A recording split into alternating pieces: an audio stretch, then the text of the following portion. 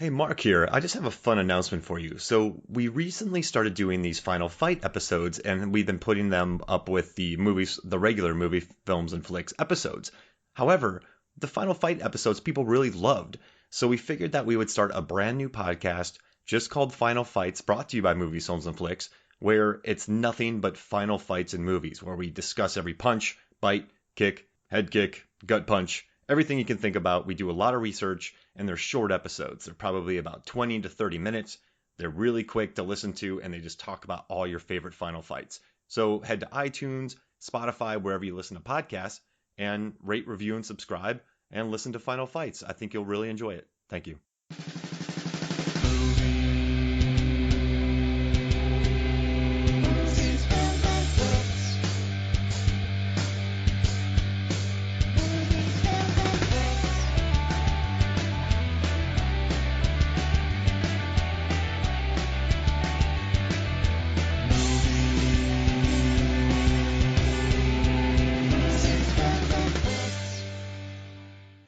Welcome to Movies, Films, and Flicks. I am Mark Hoffmeyer, and joining me is a man who currently wishes that he could be best friends with an owl-cat hybrid. It's Chris Kelly. Hi, everybody. I didn't want to do this, Mark, but you made me. Archimedes!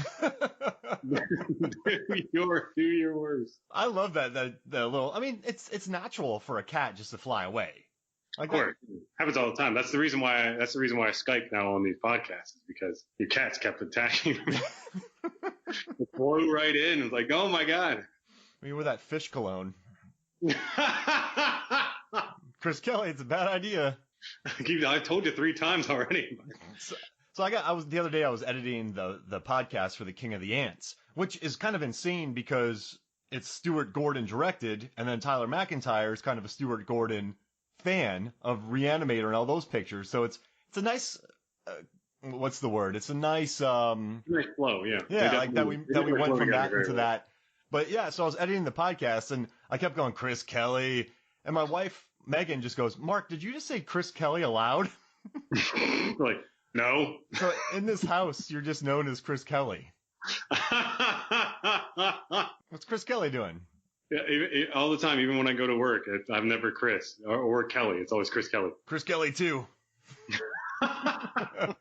Yeah, so I just had to tell you that. But I think it's pretty neat that we moved on from kind of that low budget King of the Ants to this movie and Patchwork that was released in 2015. And you just told me something really interesting. We tend not to talk about the movie before we start the podcast because we want it to seem fresh. But you told me something really interesting. This movie cost less than $100,000 to make? Yes. I had actually conducted my own interviews for this podcast with everybody involved. And Tyler McIntyre had told me that the movie cost a little under $100,000.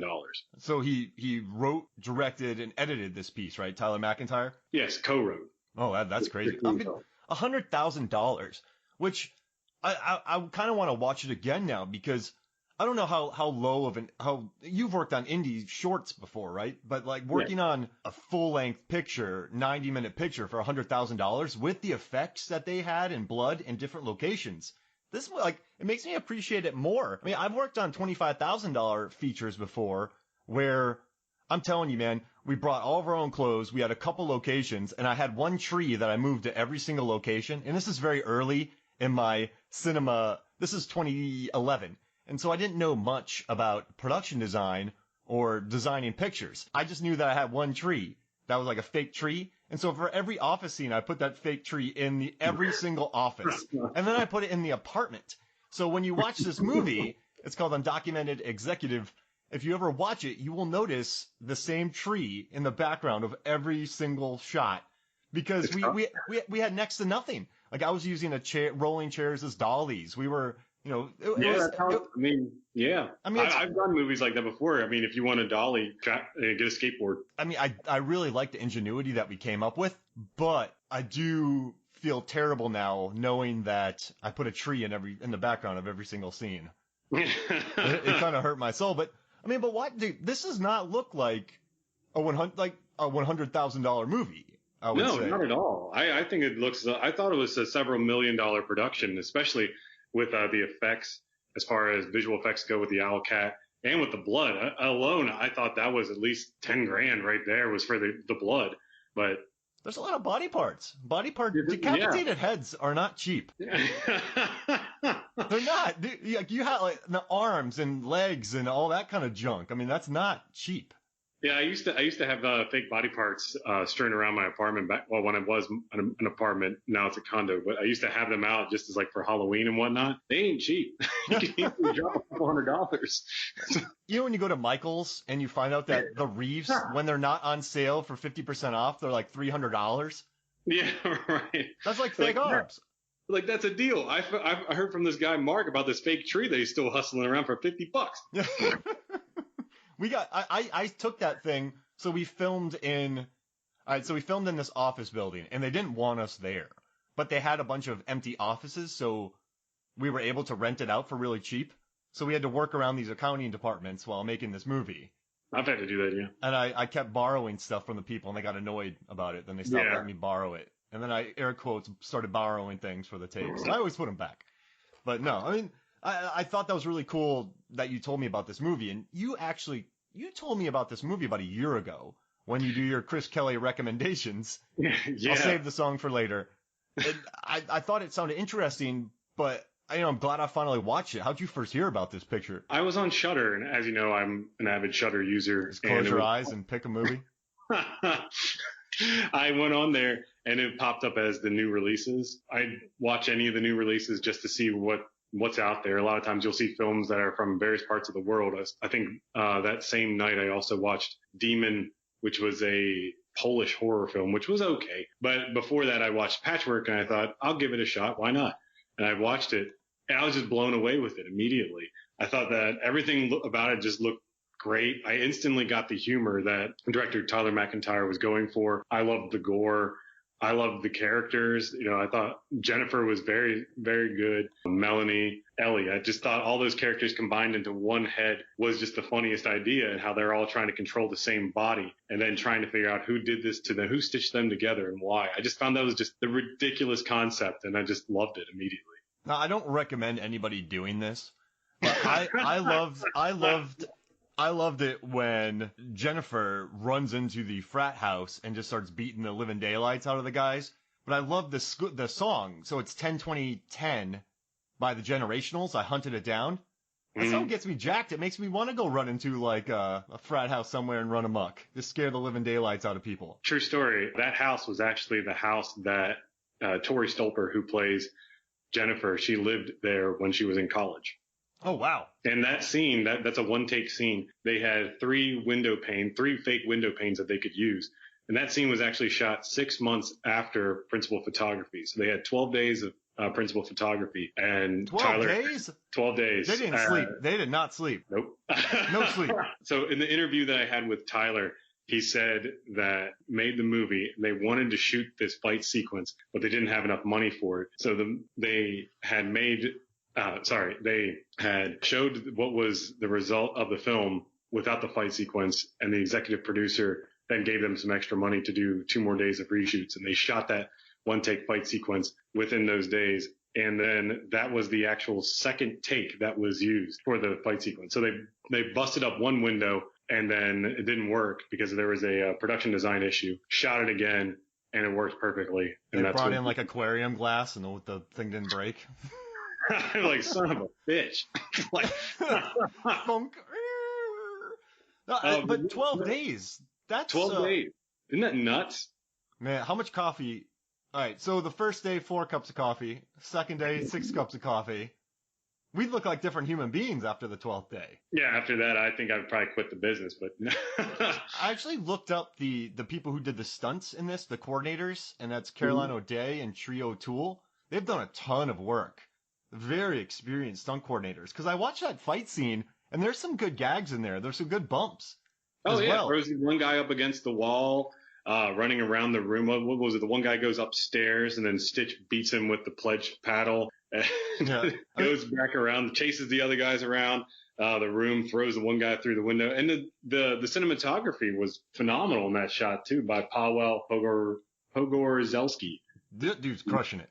Who's gone on to do phenomenal films such as Hereditary and Midsommar. Man, he's really good. Man, so those are two completely different films too, if you think about it. Hereditary and Midsummer. One's kind of All three of these are. claustrophobic in the home. Yeah, all three. Yeah, and then Midsummer is just drenched in light and bonkers and Yeah, open. everything is very vast and open. It's like, man, these are two entirely different styles. And then, of course, you have Patchwork, and it's like three different styles of film. During your interviews, I think it sounded like they synced the song to the fight scene as well. I don't know if you noticed that. So when she's swinging the paddle, it was going with the beat of the 10-20-10 by the Generationals. I didn't ask him about that, but I'm assuming that may have been a happy accident.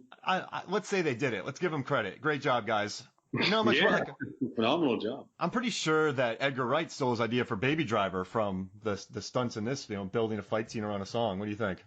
May have been. Who knows? He said, Tyler said it, that scene was inspired by Old Boy. Just going in and just clearing out a location?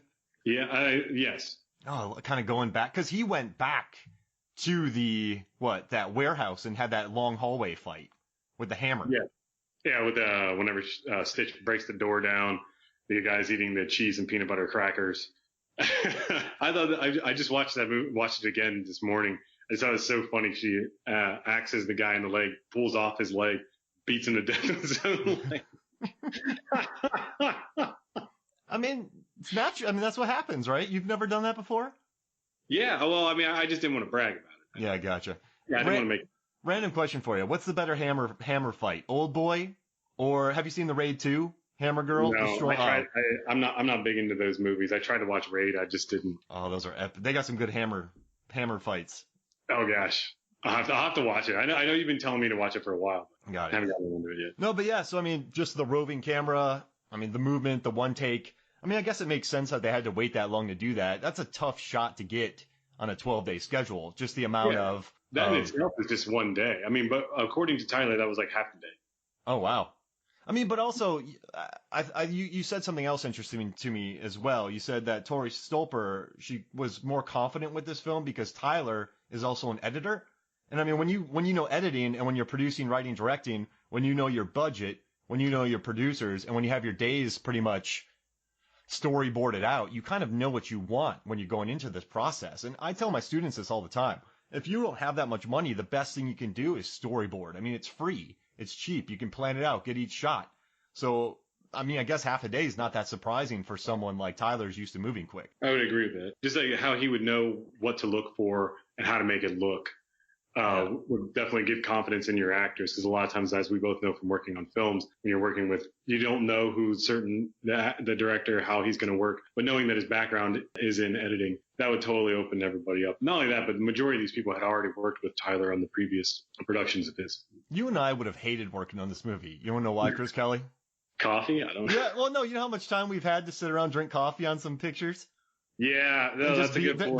There wouldn't be any BSing on this movie. It'd be moving.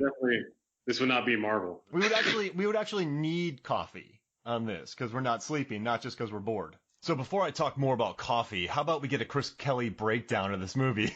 I mean, if you're listening to this, you've probably watched the picture, but I'd love to hear what the breakdown is, Chris Kelly. Try to make it succinct. Essentially, three women are stitched together after a night of drinking. The three people are controlling one brain, and different people are controlling the whole body. So it's like one part of the body is controlled by Jennifer, the other part is controlled by Madeline, the other one's controlled by Ellie. And then they escape from this laboratory to try to figure out who did this to them and why. I love that there's 6 different parts, there's flashbacks, there's different angles. I never would have guessed that Madeline was a serial killer. Yeah, right, that was fantastic. I love that. Does she want that dude's hands? Right? Because she was somehow great they are, and he's like, you're kind of weird. I like it. I love that line that she says, and she's like, whenever they're at the bar, he says, give me the Tom Blake. He's like, oh, they named a drink after me here. She's like, oh, really? Which one? Well, the Tom Blake? Yeah, he was actually a really nice guy as well. I talked to him briefly. He said that he had met all of the people on Tyler's previous film called Oliver Stoned, and he was asked to then do a small role in this film. So he was happy to do so. His character was supposed to be sort of like an action hero. He was described as being a character who was part of a MacGyver-like series, who was who thought that the world like revolved around him almost. So whenever you see him in the movie, that's why he's like how he is. And I love how we saw a little clip of the show a little briefly, wherever he slips his hand out of the handcuffs to dismantle the bomb, and he's like, "Of course, I'll help you out, Mr. President." Oh wow, I never put that together. Yeah, that's him. And that's when Garrett's watching it, James Phelps. Yes. From the Harry Potter movies. Yeah. That's cool. Fantastic little role too. I like that guy. I like that scene, and I kind of dug how it went back and forth and the kind of different timelines. It was a lot of fun to kind of piece everything together. Yeah. Through my interviews, Tyler said that the idea came from a psychological implications of having different people connected together. It's not scientific, but thematically, it was a pretty rich idea to find a fun story and character ideas. And I do love that in this world, he never explains how he's able to make the three connect with brains and different body parts and head spaces and all this thing. It just sort of works. And I like that. I like that better in these pictures. Not once that I think this would never happen. Some of these movies that, but I think there are some of these movies that go for realism, and then they have a moment you're like, wait, that doesn't make sense. But in this one, I think anything is game in this world. And I also want to know. So there's a scene with the scientist played by Corey Sorensen. I really liked him a lot. And I liked how he was going to kind of explain how he got to where he was. And I want to know where he went to school. He obviously has dad issues. At the end when he's like, take that, Dad, that he did this. I mean, this guy can bring people to life. So he went to med school, you think, right? I mean, there's no evil med school, maybe in this world. Maybe he did go to an evil med school, but then wouldn't he be more successful? If he was in an evil med school? Yeah, if it was like a legit thing, wouldn't he be more of a success? He wouldn't be in a warehouse? But see, you can't be an evil scientist in a suburb. They call you up and they're like, hey, so, well, my understanding is you're an evil scientist. We really need this, and we need this potion. Would you mind helping a brother out? When you go to the ER, there's not a very well lit section. That's the nice section, and then there's not like a darkly lit and damp warehouse section. Hey, you see all these dark curtains and only candles only are the light. You can get your broken leg fixed in either or. You get your pick. So yeah, there's no, I don't think there's a evil, you gotta operate in a warehouse underneath a legit front. I think he had a legit business and terrible commercials, by the way. He had the legit business because that's how he has to make money somehow. Yeah, exactly, and then he had his kind of black market body swapping thing going on. But okay, so if Madeline wanted to have kind of the perfect body, so then she transferred herself into two other people into a very scarred up creation where arms pop off. But she's kind of into it. All the different body parts make one big perfect part. And that's kind of what she wanted. Maybe that reflects her broken psyche. Yeah. See, there you go. No, I love that. Kelly. Corey Sorensen said when he first read the script, he said that he thought it was kind of like a feminist Frankenstein. And then he immediately thought, cool, I'm in. Yeah. These are the fun roles where you get to choose scenery. You get to yell out, the name of an Archimedes owl cats. He was also the one that was given the most improv room. Oh, really? Oh, I guess that makes sense. When he was dragging the big guy along, he's like, I'm going to make a tall guy I'm going to take your spine out and make a short guy taller. I love whenever he's asked, how big is this place? Vast. He's like, you're a big person. I bet you have good spare parts. And then, he's like, I'm going to make a short person very tall. I mean, and then I also kind of I also like how he said, you killed a bunch of my staff and people, but we'll get over it. It's fine. Like, we'll work on it. He doesn't care much about his staff's life. So I would not want to be an employee for this guy. Yeah, he's pretty fast and loose when it comes with the employees. But I like that he's totally earnest in being a mad genius. There's no confliction there. Obviously, he's like, take that, Dad. But he's very happy to murder people and take bodies and make weird things. Well, yeah, it's like he's trying to create a perfect person. Yeah. That's kind of how Corey Sorensen saw the character of the surgeon. He said that the surgeon is trying to create a perfect world or a perfect person. It's always interesting how much. Have you know the movie Street Fighter with Raul Julia and JCVD? Oh yeah, that of course, He yeah. plans on taking the world over the world by making super soldiers, but they make one very slowly.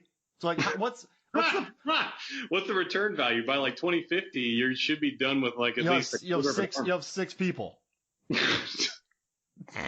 It's a long term strategy. I appreciate that about him. Yeah, well, I mean, you gotta. There's a lot of trial and error when it comes to making different bodies and people.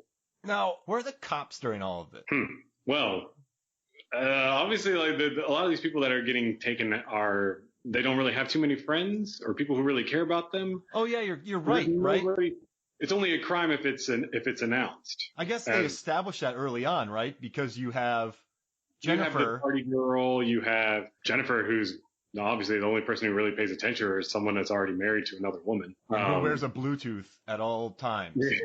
I gotta tell you, when that guy got killed, because, all right, he was smacking gum, and I hate gum smacking. So he's sitting in the car, gum smacking, they found the biggest Bluetooth imaginable, strapped it on his ear, and then, very rarely in horror films do I like it when characters are created that you're supposed to cheer when they die. Very rarely do I like that when the jerk gets killed, but this one I'm like, get rid of this guy, dude smacking gum. It's like the guy from the Friday the 13th remake. Whenever he gets smoked, you're like, yeah, I'm all right with this. Oh, the big jerk guy? Yeah, it's like, yeah, I'm all right with this guy going. Yeah, yeah, but then when they got him, and then he's with another woman, and then he just turns his back from her when she's like, I don't want you to go.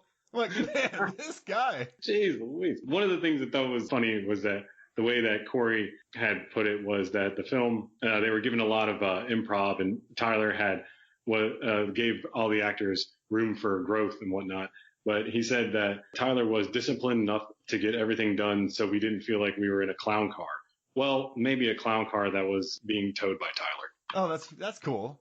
I thought that was a great quote that he gave me. He said that everybody had a blast while filming it, which shows very much throughout the production of this film. So there was a lot of laughter, and everyone was in high spirits throughout the production. I mean, that's got to be in pre-production too. Just getting what you need and knowing it. I mean, how many shows have we been on where it's like, what are we doing next? Well, all right, let's set up a camera somewhere, and you're like, wait, what? But I guess that's the luxury you have when you have $100 million, $200 million budget. When you can be a little more loosey goosey, I guess. When the budget is tight, you're kind of limited as to what you're going to do. And I read an interview with him where he mentioned that he started out. So I read this, and he said, when I was at the American Film Institute, I was lucky to work for Roger Corman during the summer, mostly editing and a little directing, which helped me learn to keep things frugal and respect genre while carving out your own voice. Basically, if there's an abandoned building that's going to be destroyed, ask them if you can blow it up for production value, right? Yeah. That's a famous Corman thing. He's like, after that, I was Pedro I know how to say this name. Bogdanovich. Bogdanovich's assistant, who actually started his career with a great horror movie for Corman called Target. And then he kind of just learned from all these different guys about editing and kind of making cuts. And then he talked to Stuart Gordon, and then Gordon gave feedback on the scripts and viewings.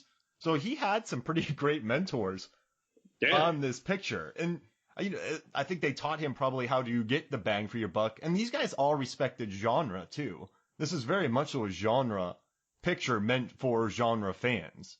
Yeah, I felt that whenever I saw the film, that if you don't understand that the gore and the humor, it's a film that for those type of people, which I absolutely love. But how many of these movies have we watched that just haven't worked?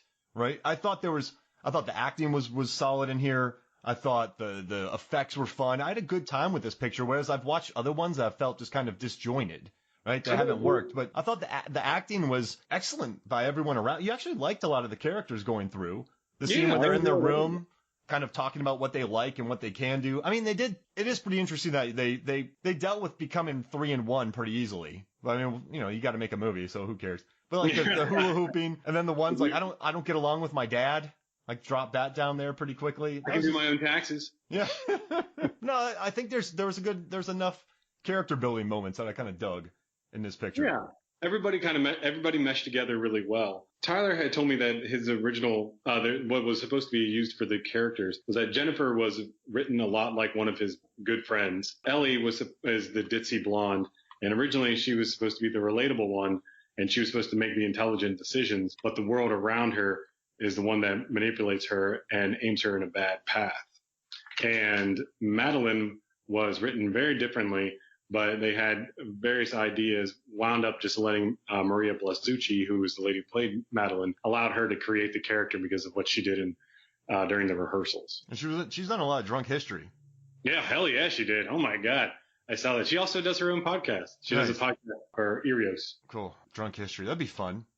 Yeah, right. Like every day. That's got to be that's got to be a hoot to be on a regular basis. I'm too old for that, man. I can't do that anymore. Drunk nap. We got a MacGruber episode coming up, and during the commentary for that film, the director's drinking every time someone says Mac or MacGruber or a variation of his name.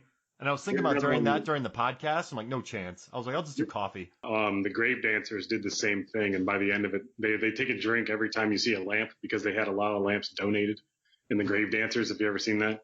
I'm telling you, lamps go I've moved lamps around a lot too. I mean, yeah, they're very helpful. People don't understand in filmmaking that if you overly light something, it's easier to fix that in post as opposed to brightening it up.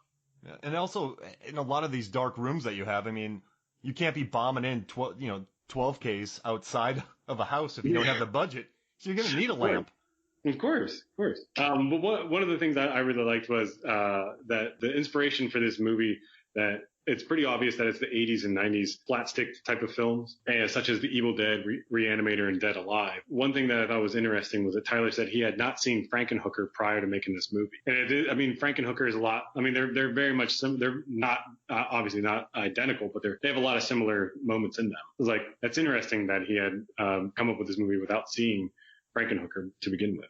I mean, I can see where the nucleus of this comes from, though, as opposed to the difference between Frankenhooker, right? It's kind of Frankenstein is the movie. Yeah, it's kind of Frankenhooker not ripped off, but lovingly paid tribute to Frankenstein, so I guess it's just another take on... Guys, I want to tell you something real quick. I caught the last 15 minutes of Van Helsing the other day, the 2004 Hugh Jackman picture. Have you watched that movie? Yeah, it's been a while, but I've seen it, yeah. It's insane. There's a scene where Frankenstein swings across a bridge on electrical cables, and he flies through a glass window, and then he double kicks a vampire perfectly. Jesus. I was watching it feeling like I was in a fever dream, and then Van Helsing's battling Dracula, and Dracula keeps turning into a bat, but every time he turns back into a human, he has his clothes back on. So is it vampire clothing? That's who would the designer be on that? Just kind of like pop off, on, moving about. I can roll with most things, but when Van Helsing turned into a werewolf, he just had shorts left. But then Dracula gets his clothes back. Yeah, like give me back my Union Bays. Dracula has a full outfit on. Like, wait a minute, how did that work out? How come I got the shit end of the stick? And I don't want to tell you about the ending. I mean, even though it is 16 years ago, but the ending, I made a joke, and I'm like, wouldn't it be funny if they just did that? And then they did that, and we were all just sitting there going, that happened. I think that's the weirdest big budget movie, aside from maybe Aquaman, that's been released since 2000. Wow. It's been a minute since I've seen Aquaman as well. You know how many people died at the ending of Aquaman? Aquaman becomes the king of the sea by murdering about 2 million people. And everyone's like, great, Aquaman. Like, that's how you unite kingdoms, is you kill about 70,000 crab creatures in one foul swoop. As he just turns to the camera and then shrugs his shoulders. And then during the kissing scene, ships are blowing up all over the place. All he had to do was just, guys, I have the trident. But instead he just kills the living shit out of a million people. But first, let me get this kiss. Then I'll blow up half the kingdom. How else am I going to be king? That's a gnarly picture, man. It's been a hot minute since I've seen that, yeah. What is a hot minute? I guess that would be a phrase that's been like a while. I guess when you and I have stood in some very hot temperatures doing nothing before. We actually were in the hottest, we shot in the hottest moment that was recorded in Georgia. So that minute was hot. That hour was really hot. That 12 hours actually was excruciatingly hot. And we only did about 2 things that day. It was pretty rough, but yeah, there was a lot of, it was a long hot day. It was finding cover. So, back to the movie. Back to the movie. Part of my interview I did with Chris Lee Hill, who was one of the co-writers, and he told me that he had met Tyler while they were at university in Canada at a film club. And it turns out that they had a lot in common, such as they used to make a lot of films on camcorders, and they were both from small towns. So they instantly hit it off. He said that some of the inspiration that he drew from for this movie was from 90s Star Trek. And he said that he felt like the idea of three people controlling one mind had been in Star Trek, but he wasn't like 100% sure. That's interesting. He said that some people have asked him if he got the idea from Herman's Head. If you remember that show from the early 90s. No.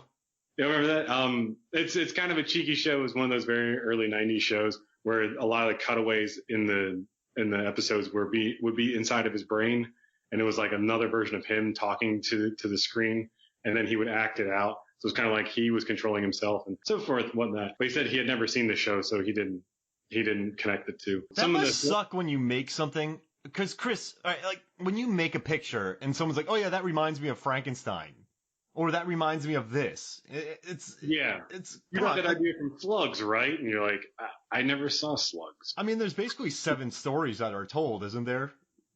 8, I believe. I forget what the exact number was. So you make a picture. Hey, that's like this. Like, no, man. Like, I don't know. No, I didn't get. It didn't all come from there, but. Yeah, I just thought that was interesting. They said he had probably seen that in a Star Trek episode or something. I mean, I guess some things that you watch as a kid stay with you. I mean, I guess my viewings of Return of the Jedi made me love monster movies so much. Like, that's the kind of monsters I see in my head from, like, Rancor and all that. So I'm sure something has to stick. Yeah. And, of course, that would affect your writing and the different styles. And if you were to make movies, you would then bring that ideology on with you. I tell you what, though, I do love Ellie's plan to go back to her apartment to get peanut butter and hats. I'm all about this kind of lady. This lady knows exactly what she's working with. First and foremost, I love peanut butter, right? Second, I love a good hat. Do you remember my set hat? I do. It was like a giant sombrero. Yeah, it was big. It was too big, and it had a hole in the front because I'm 6'4" and I would walk into pop-up tents. I just have one of those black coverall hats, and I had a paper clips holding pieces of it together. That was my set hat, man. But yeah, no, I like that plan. Peanut butter and hat. Yeah, right? You can't go wrong with that. No. To go along with the eating, Chris had told me that some of the scenes that were written but not filmed, one of them was Stitch goes into a grocery store and eats everything in sight and grosses out people that are in the grocery store, but it was deemed too expensive, so they couldn't do it. Yeah, I mean, you gotta get a store, you gotta get food. Yeah, that's a whole other ballgame right there. But another thing that was shot, they actually shot this but wasn't used. Stitch actually gets into a fight with some hooligans, but they decided to cut it out of the movie due to the flow. It didn't work with the film. Oh man, that must be a bummer to film a fight scene and then cut that thing. Yeah, there was another thing that he said that they had, but they wound up not using, which was there was supposed to be a child version of Stitch who helps Stitch / Jennifer escape at the climax of the movie, but it was deemed not necessary. I wonder if Tyler regrets filming that fight scene. That one? I don't know. How much do you, I guess, yeah. But I mean, if you did have that in the movie, do you think that one take fight scene would have been as memorable? Yeah, I guess it adds to the effectiveness of it. But I mean, I guess you always have to learn to, cut your babies. Yeah, of course. That's always the worst part. Like, everybody knows from making a movie that you'll shoot something and then it's like, oh no, I really like that part, but you couldn't use it. And it's like, or it didn't work. And you're like, oh, but it's so beautiful. Lee Wannell told a really funny story about Upgrade, a movie that I love. I think I've told you this, but he had a fight scene in it and he was talking to his producers. He's like, so yeah, the main character walks into a room and fights 2 guys. And the producer goes, no. He goes, okay, the main character walks into a room and fights 1 guy. No. The main character walks into a room and has a verbal duel with 2 guys. No. He walks into a room and has a verbal duel with 1 guy? No. A man walks into a room? No. A man sees a room? No. A man walks past a room? No. Okay, there is no room. Yes. Like that's the discussion they had about an extra fight scene in Upgrade. But I love the breakdown of how they kind of cut that down. And I mean, at the end, the movie still works. But you're right. I think the effectiveness of that fight scene. Yes, of course. It would have taken away from the frat house fight scene. And plus the flow, because if you think about the progression of this film, right, I guess the fight scene could show us that this character, yes, is very strong. However, the character goes about kind of getting revenge on the people that did her wrong. So the married man gets killed. The frat house guys get beat up. So they kind of go back and find the guy who has the collective too. They kind of find him. That doesn't have anything to do like with the plot. So yeah, I guess that definitely should go. It would be a revenge movie, and then if you added this, and it's like the scene with the hooligans, it's like, well, who are they getting revenge on now? And it's like, not unless it actually kind of worked. I totally understand why they would cut it out. Also, that food scene, when she became Stitch, where did she get that cheese whiz? We already had the one eating scene, which was kind of already gross, which was in the diner, remember? Yeah. Where she orders a steak, puts marshmallows on it, then dumps fettuccine. So did we need another food scene? Nah, not so much. That's probably why that was probably deemed not to be okay, not used. That was a gross food scene. Yeah. That guy is really chill about having a Frankenstein friend. I thought that was so funny because it's like he's pretty relaxed for a guy who's seeing something pretty disgusting going on. And then the sex scene, which is just so damn funny. She's leaning in for a kiss and he's kind of like, and then, then you smash cut to her aggressively throwing him into the bedroom, and then they're getting it on, and then her arm falls off. And then earlier on in the picture when she staples her finger back on. Yeah, did you notice that's how the movie opens up, is with the surgeon, and he's talking to the face, and another character walks in and says, "Hey, who are you talking to?" He's like, no one. I'm just having issues with this arm." And he pulls out a stapler. He's like, staple, staple, staple. And yeah, he just starts slapping it. That guy's drinking a Capri Sun, I think, too, in the beginning. Yeah, there's a lot of eating in the surgery room, especially with the other guy. He has the donut, and then he. His buddy in the lab, I don't know if you ever watched it, but there's a show I love called Crazy Ex-Girlfriend. No, I've never seen it. Oh, got it. Well, it's just a really excellent show. So when I saw that guy, it made me very happy. His buddy who drank the Capri Suns. You know when you watch a show and for the rest of the time when you see him, like, oh, there's the wire. It's hard to break that image, dude. I mean, like Robert Downey Jr., how long it took for him to be broken away from Chaplin. Really? He was Chaplin for a long time? He was Chaplin for a while. Remember the early 90s? That's all he was known for. And then he's just walking down the street and people yell Chaplin. Yo, Chaplin, what's up, man? Where's your mustache? Hey, back to school. What's going on? What's going on? Show me a triple Lindy. That was my dad. All right, so hey, let's do something. Let's take a quick break, and when we come back, we will talk more Patchwork. Welcome back to Movies, Films, and Flicks. And Chris Kelly, you're sounding great. Hey, yeah, I'm back. So you did a lot of legwork for this. Is there anything else cool that you want to tell me about during your interviews? And also, I just want to say, if anybody from the cast or crew of Patchwork is listening, we want to say thank you for answering all these questions and kind of providing us with this feedback to talk about your picture. We really appreciate it. Yes.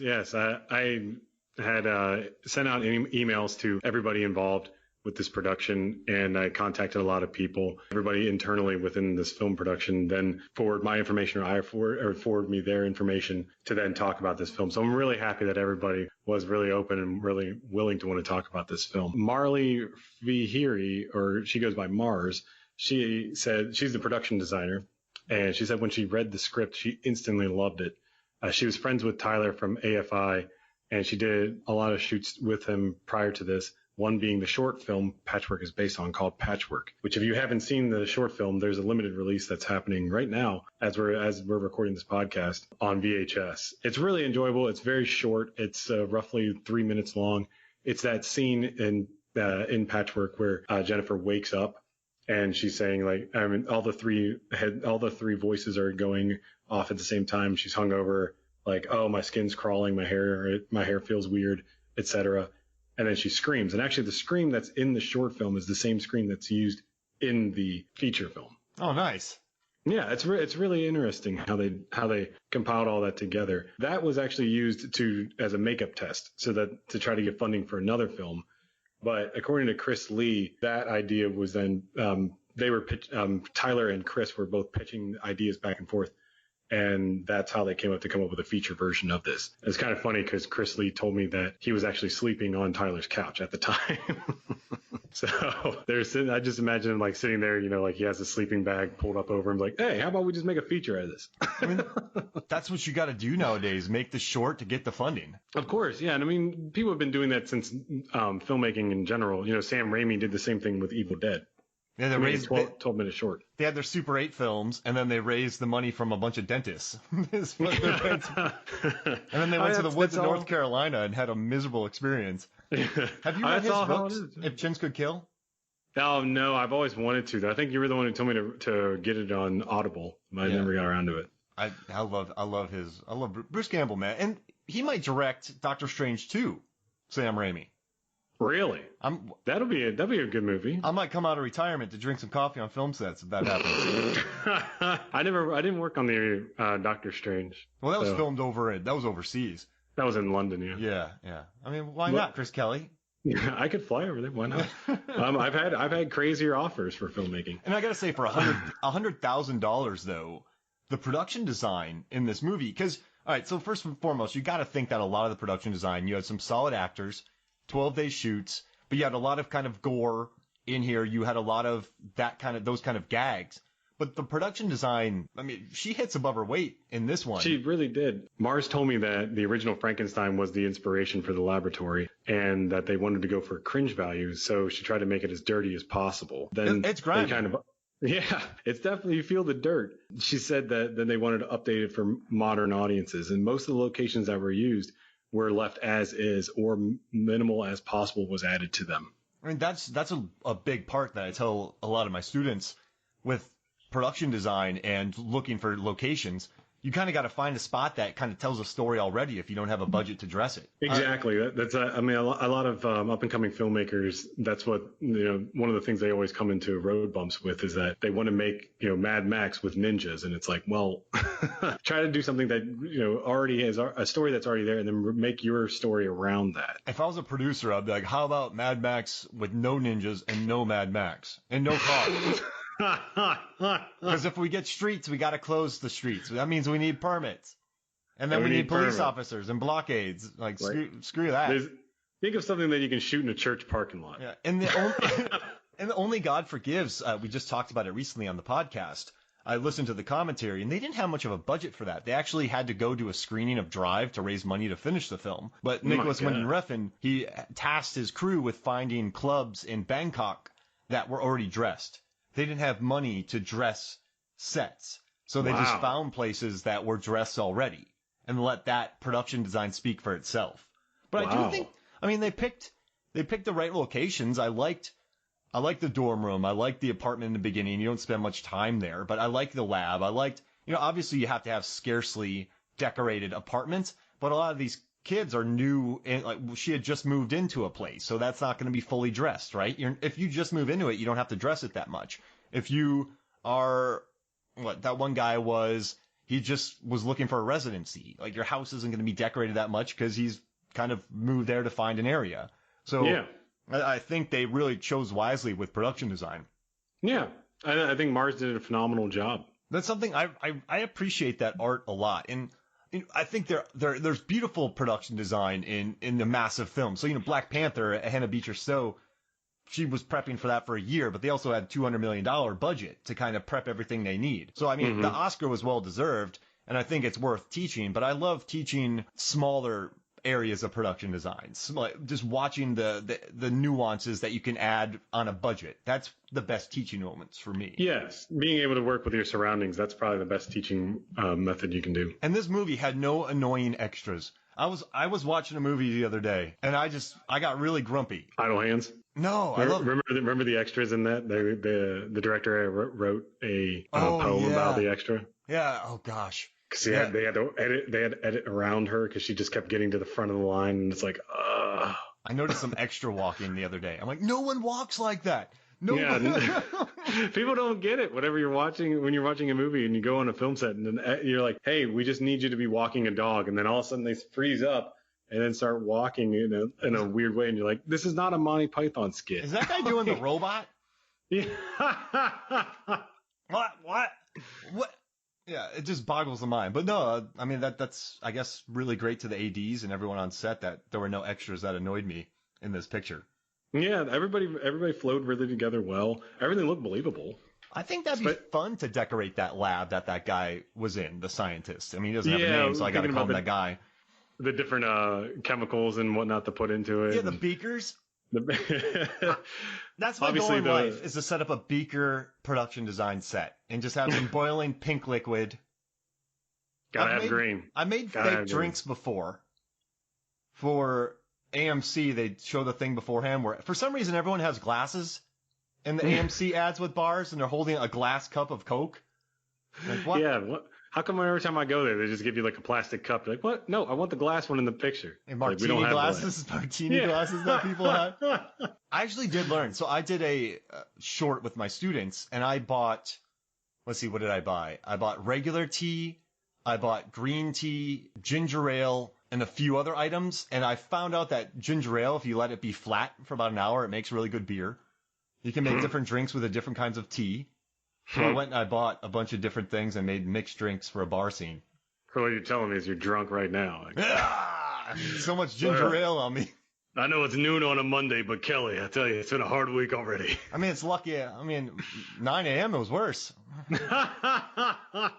Life is tough. So what I thought was also really interesting was at the end of the movie with all the blood and the gore, Tyler said that they used roughly 12 gallons of blood, which is not that much.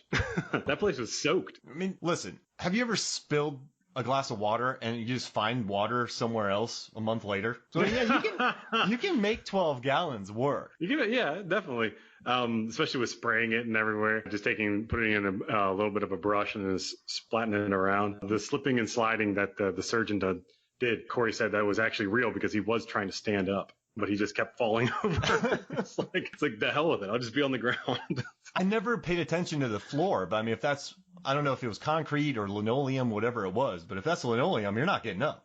Yeah, I think that's what it was. I watched it again this morning, and it's just like the scene. I mean, the whole place it's like it looked like a body exploded, and he's like slipping and trying to get up, and that's when he pulls out the gun. And he's like, "You bastard!" and shoots him. He's like, "Oh my God, you dick!" We're like, why did you get in the way of me shooting my own creature? I don't know if this is really random, but if you watch Deep Blue Sea again, the production designer put linoleum down on the floor, and Rennie Harlan was complaining about that during the commentary, because when you see the actors fall, they're really falling because it's linoleum. He's like, this is a $100 million movie, and our floors are all linoleum, and our actors slid everywhere. But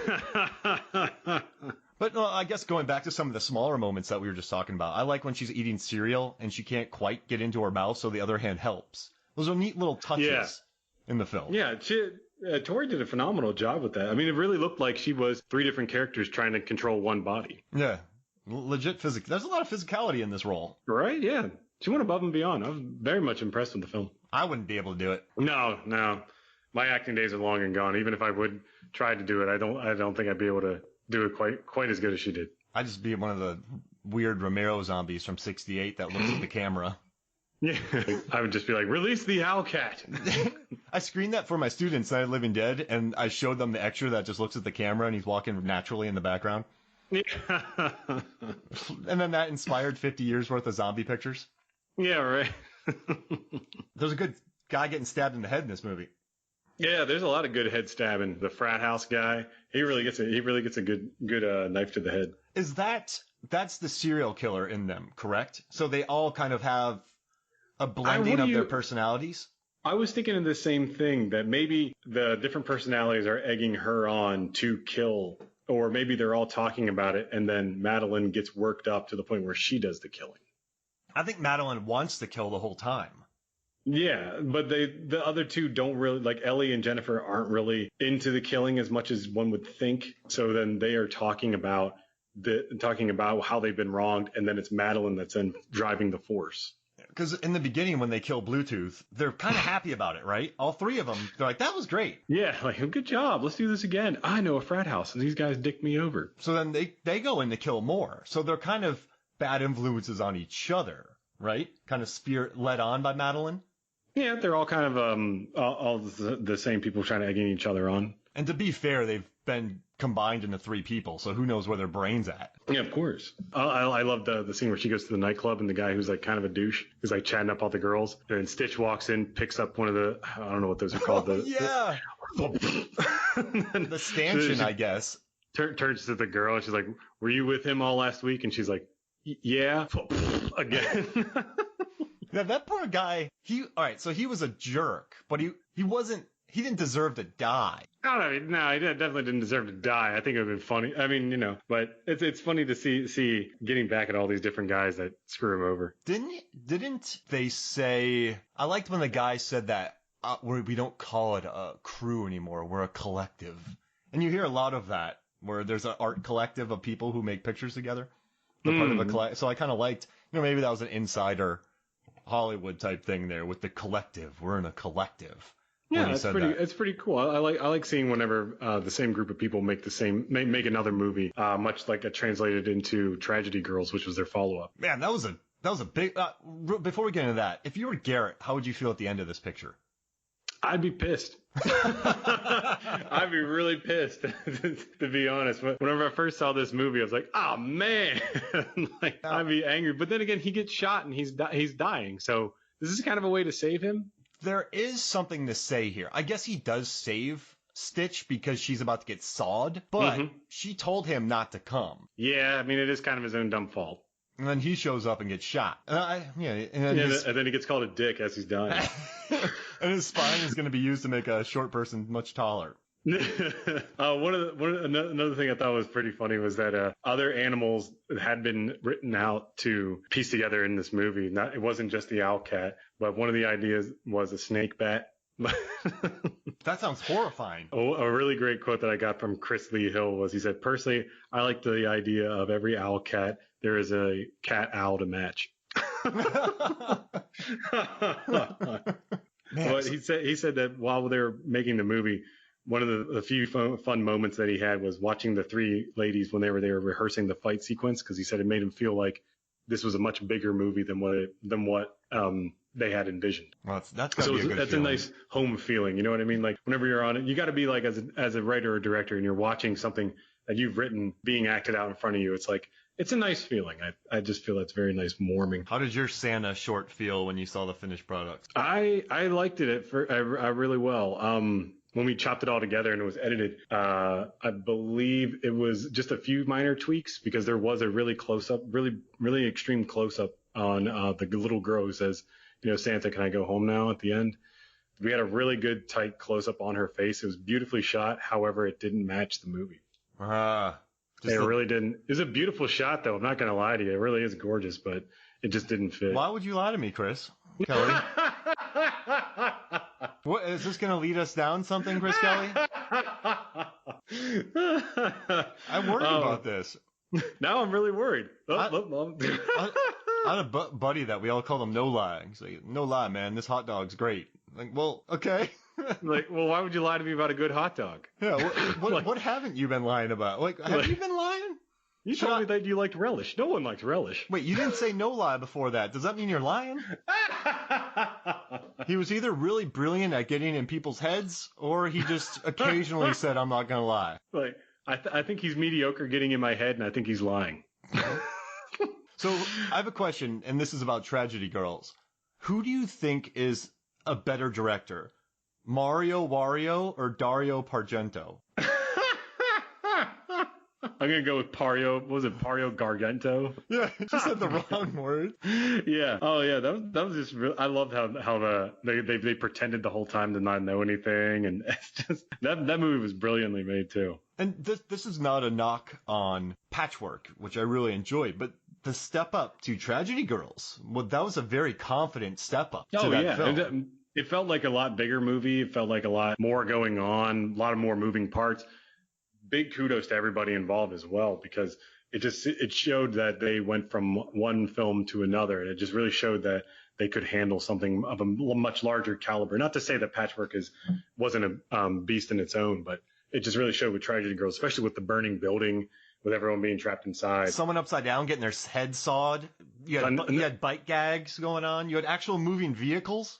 Yeah. There was a lot of the guy being thrown off the balcony and being hung. More days. Yeah, there probably was more days. I didn't get to ask Tyler about Tragedy Girls, so I'm really kind of upset about that. But yeah, that would have been cool. I think hear him talk about that. I think Tragedy Girls, though, or not Tragedy Girls, Patchwork, though. I think this really was a 12. I mean, everything that I've learned about this movie has made me like it better. 12 days, under $100,000, just a very interesting.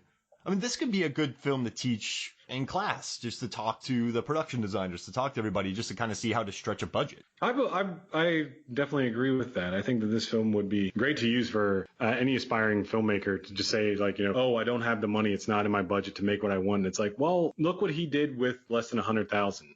And I mean, it's a beautifully made movie. So I wanted to go along with that. Chris Lee Hill had told me a funny story that happened while during the production of this. And he said, one night after a long night of shooting, Tyler and I were in a minor car accident where we blew out 2 tires.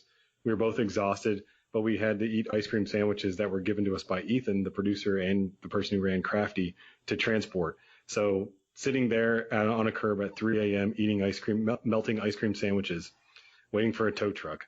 I don't think there is a better explanation of indie filmmaking than that. Yeah. I love it. I thought that was really good because I told him I had a similar story with pizza. So I'm just like, yeah, that's pretty funny. Before we get into kind of Chris Kelly recommendations, anything else you want to say about this movie? Anything else that it was cool that was covered in your interviews? Everybody involved in the interviews, I just want to say we're all very friendly, all very open. They gave me a lot of good insight. A lot of the information that you look up online, it's kind of sparse. A few of the articles aren't really as in depth as anything else. So I was happy to reach out to these guys and to have them actually respond. So thank you very much, everybody involved in the production, for replying back to me and giving us a lot of insight on making of this movie. All right, so now it's time for some Chris Kelly recommendations. I'm not going to sing for you because last time you're like, Mark, now it's time for the song. So I've retired the song. Are there any recommendations? There is, but let me just say the composer on this movie, he is very well known for his Christmas movie scores. He did 5 in 2019 alone. Oh, so does he work for Hallmark and those yes, kind of? And Lifetime and places like that. So I thought that was funny because I looked it up and I was like, man, this guy has a ton of Christmas movies. Well, here's the thing, Chris Kelly. I watch those films, and I do too. And I think anybody that laughs at them that's antiquated to laugh. That's antiquated thinking because these things are here to stay. I mean, they make dozens a year, and they're big money now. Oh yeah, they definitely pull in because they're always popular during a certain time of year. I saw one; it was called Christmas in Nashville, I think, where Snowy Mountain Christmas, where it's about like a Nashville country star that gets snowed in. It's really funny and it's really cute. So it's like, no, I like those movies as well. Also, the composer Russ Howard III, he did Hobo with a Shotgun. Oh, so Rutger Hauer. Yeah, there's a lot of. I thought that was really cool. And I want everyone to know that if they hear purring or something hitting the microphone, I have my cat with me. And my cat's purring, and my cat knows how to work the ice maker now on my refrigerator. So it jumps up and it presses the ice maker until ice comes out, and then it bats the ice around the house. Bats the ice around the house. It's pretty impressive. What do you think, My Chris cat Kelly? has a full-time job also. Yeah, he's currently doing my taxes. Paper route, and he has a little green hat on and a calculator. If you're having septic tank problems, just give him a ring. Yep, he'll drive up in a tiny car, little tiny hose, and clean it out. It's the cutest damn thing you've ever seen. Wait, but I just checked your septic tank and it's not clogged. Yeah, we just wanted to have you out here. I heard about this tiny car. I'm not gonna lie to you. Mark's been talking about this thing for weeks. Why are you lying to this person? Oh wait, no, that's a. Not gonna lie to you. I'm lying. Wait. So thanks for the honesty. My recommendations.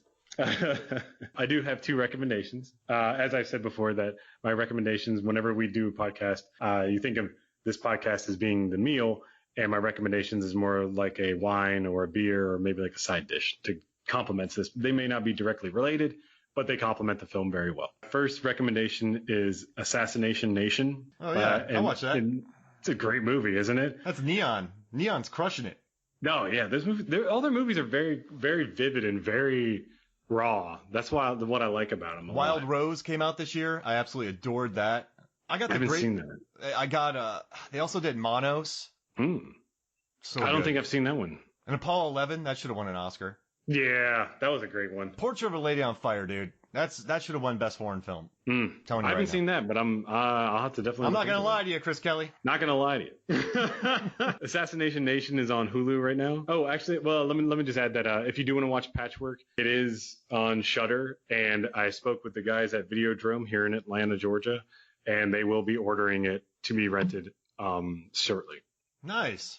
Yeah, they never heard of the movie. So after telling them about it while I went to go rent one of my recommendations, the guy was really impressed and decided to order it for rental. Nice. So Assassination Nation, about a group of girls that are targeted by this small town, mainly because of everything that's being leaked. Everybody's phones have been hacked and all the information on them is being leaked to the general public.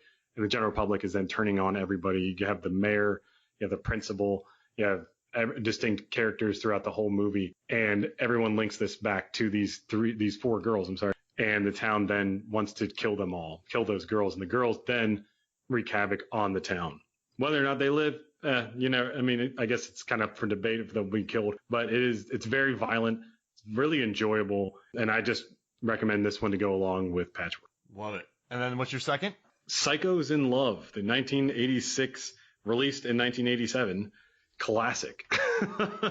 I don't know if you've seen this movie, but it was Vinegar Syndrome, which is a group of guys, Ryan Emerson and Joe Rubin, who have decided to purchase a bunch of cult films. Oh, I just bought Tammy and the T-Rex by Vinegar Syndrome. Exactly. That's their big one. That's the one that's getting the most recognition right now. I'm talking about that on Wednesday. Awesome. They showed that at the Plaza here. Yeah, that would have been sweet. I wanted to go, and they said the Vinegar Syndrome guys were there to sell merchandise and DVDs. I wanted to go, but I didn't get a chance to. $10 testicular standoffs. Have you seen the movie? No, I'm gonna see it eventually. I first saw it whenever it was at Videodrome to rent.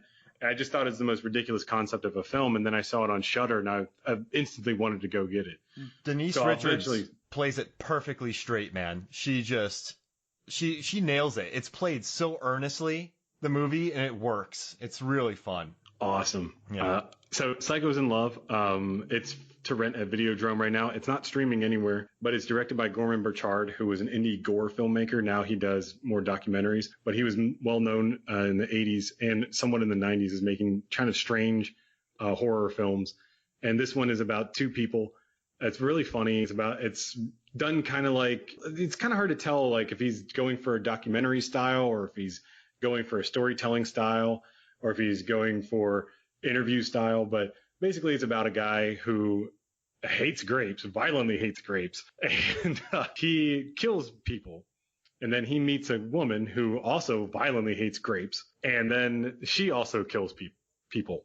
They then meet and fall in love, and the movie's about them killing people. It's very funny. It's extremely violent. I strongly recommend watching this movie.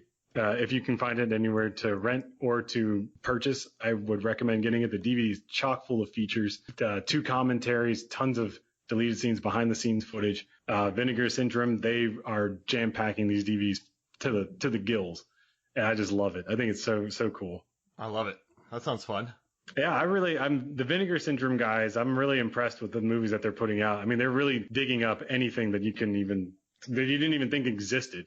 It's kind of like the people that did Blood Lake. I forget their name, but they definitely have compiled these DVDs and released them to the general public, and they're jam-packed, filled with everything you can imagine. I like it. Yeah, man. All right, so let's do this. One quick thing.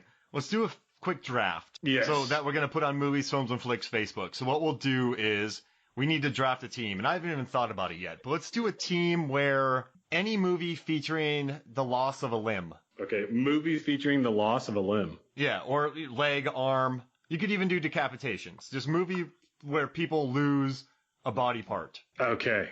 All right, pick a number between 1 and 2. 2. All right, go. You get first pick. All right, I'm going to go with Alive. Alive? Yeah. Is that the one where they eat people? Yeah, you want to talk about decapitations. All right, I'm going to go with Monty Python and the Holy Grail. Oh, come on. If I can come up with a movie where somebody gets Oh, there's so many of them. I know, but I'm like, I hate. Sorry, I'm gonna do a quick Google search. That's fine. Come on, do what you gotta do, man. Let's I think know, of a Michael Ironside movie. All right, Anchorman. Yep, that's a good one. All right, I'm gonna do Idle Hands. Idle Hands. Yeah. Oh, God, how did I miss that one? That's a good. Luke Wilson loses 2 arms in Anchorman. That's perfect. Ooh, here's a great one. 127 hours. Yes. That's all right. I'll do Evil Dead 2. Ah, son of a bitch. All right. Off my They did it again. Sin City. Oh yeah. Oh, I got a really good one. So wait, he gets smashed. He gets ripped. Yeah, you're right. I love that movie. I'm gonna say Highlander. All right. Does this count Happy Gilmore? Do we see him lose the arm? No, you're right. We don't see him. We don't see him lose the arm, lose the hand. Okay. That doesn't count then.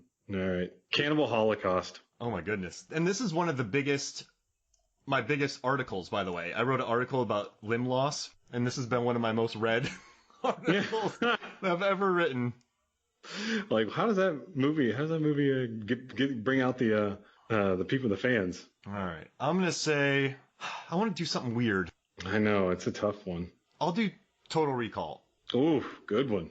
See you at the party, Richter. He loses both his arms. Yeah, he cuts off both of his arms. Like, man, that's such a dick move to say, too, isn't it? He cuts his arms like, see you at the party, Richter.